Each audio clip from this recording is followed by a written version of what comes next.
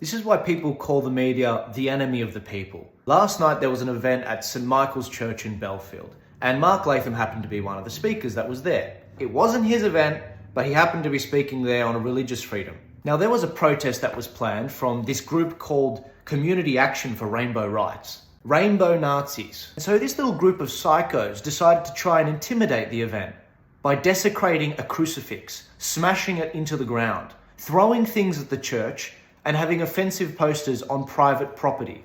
Now, a lot of locals heard about this event and they decided to show up well ahead of time. And they tried to kick these people and protect their private land, their local church in Belfield. And for this, the media decided to completely botch the coverage of the event, of what really happened.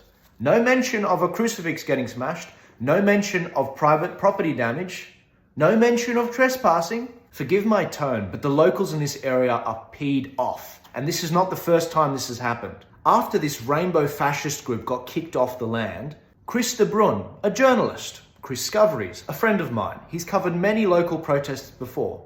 He ended up getting mistaken for one of these rainbow protesters, and he got pushed to the ground by one of the people in the Christian group. Thankfully, many people in the group recognized that violence is wrong, firstly, and secondly, is one of us. This is a guy that does proper journalism, unlike Channel 7, 9 and 10. Now, there's a few things to fact check here. First off, the media were wrong about a number of things. They said Mark Latham didn't speak. He did. He gave his full speech. Secondly, this was not a Mark Latham crowd. This was a bunch of locals protecting their church in southwest Sydney. It was the rainbow fascists that came into an area that was not their own. They did not look like they belonged in southwest Sydney. And they started to cause trouble. They started to desecrate private land, a private church, and they antagonized people into action. Secondly, the media gives all of this airtime to one of the so-called victims in this crowd who had a mask on his face, like the coward that he is. He was probably someone that was throwing things at the church. Maybe he was the one that desecrated a crucifix. This little rainbow Nazi goes on to describe this crowd as far-right, violent thugs. First off, far-right? You mean white nationalist? Bro, go to Specsavers. He also made the accusation that women in his group were grabbed by the hair and had their heads smashed into the ground. Can I get some medical evidence of that? Is there a hospital record? Are there photos? Is there a video? Forgive me if I don't believe you. The media ran cover for this group by describing them as coming with the intention of being peaceful protesters. So how is it that I've got 4 witnesses telling me the same thing, that a crucifix was desecrated?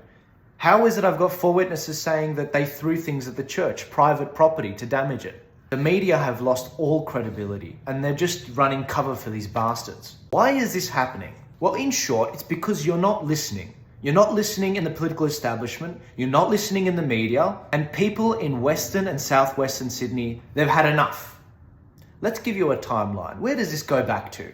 Well, let's start with 2017. A same-sex marriage vote was put forward, a plebiscite. The people of Southwest Sydney, they vote in overwhelming fashion against same-sex marriage.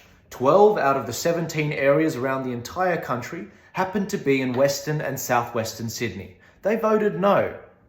Yet their own members of parliament in the federal parliament, like Chris Bowen, voted for same-sex marriage. How's that for democracy? So these people lost the vote and they were promised by Malcolm Turnbull this will not impact religious freedom rights. Well, in short, it did. He lied, and it is. Next, Scott Morrison at the 2019 election. After rolling Malcolm Turnbull, he promised that he would deliver a religious freedom bill to protect rights of people like Israel Folau. In short, Scott Morrison reneged on his promise. He never passed legislation. His own MPs turned against him on a bill that was substandard anyway. He never delivered. Fast forward to 2021, the 12 LGAs of concern. Gladys Berejiklian locks down southwestern Sydney. These 12 LGAs of concern, by the way, the same areas that voted no against same-sex marriage. They were locked down for non-compliance and targeted. Is it any mystery that in December, in the local elections, we saw areas where 30% of people weren't voting in southwest Sydney? Is it then a mystery that in May 2022, we had areas like Bankstown in southwest Sydney, where there was a 20% invalid vote rate, meaning 20% of people that rocked up to the polling booths in Bankstown, they got there, they either screwed up their ballot, they either couldn't fill out their ballot, or they threw it out. You're not meant to have a 20% invalid vote rate. It's meant to be like 2 to 5%. Why is this happening?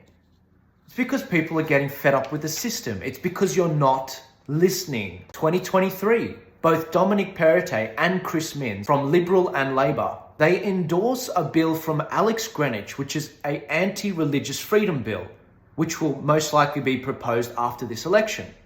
They both endorsed this bill without seeing a draft. Mark Latham tries to put the message forward that I have some solutions to this.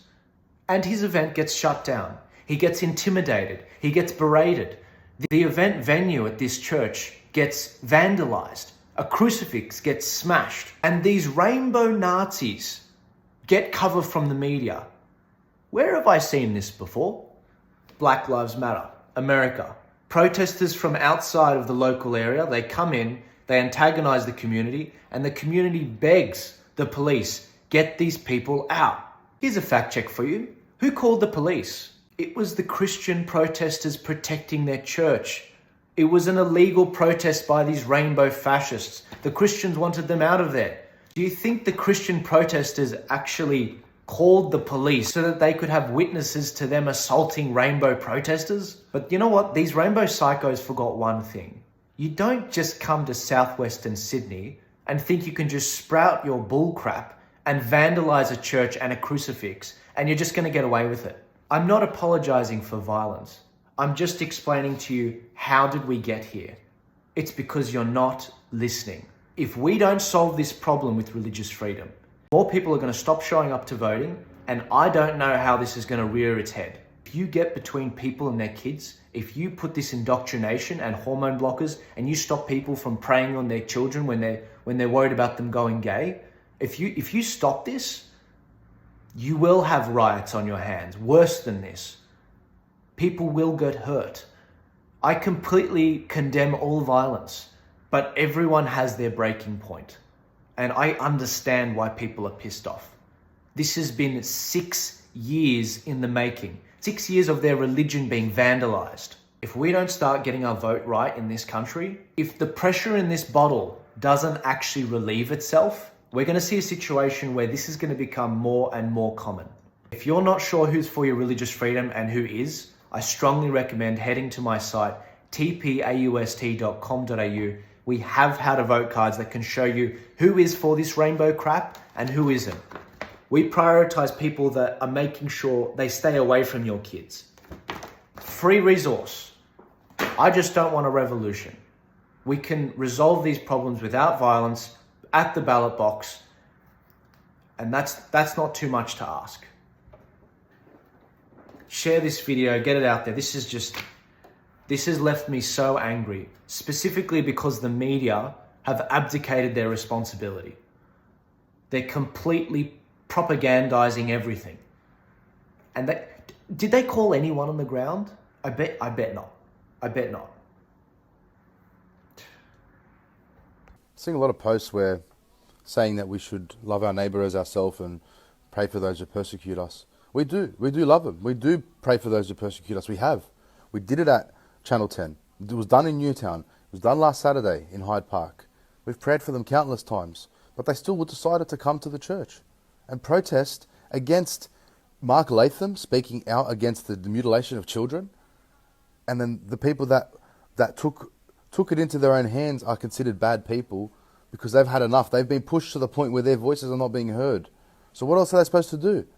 They're going to lose it because they've had enough.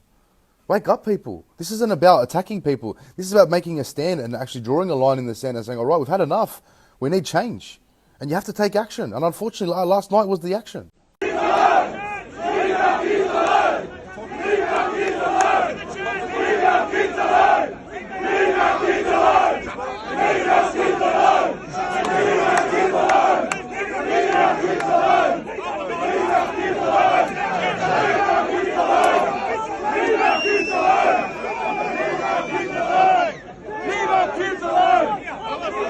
The country with us is the straight left or wrong.